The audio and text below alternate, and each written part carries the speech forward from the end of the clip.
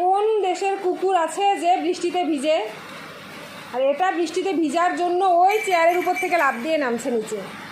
Tiger, কেন নামলি? ভিজবি বলে? ওই দেখো, এক পা দুপা করে বৃষ্টির দিকে এগিয়ে যাচ্ছে। জীবনে দেখেছো না শুনেছো যে কুকুর বৃষ্টিতে ভিজতে চায় নিজের ইচ্ছা থেকে?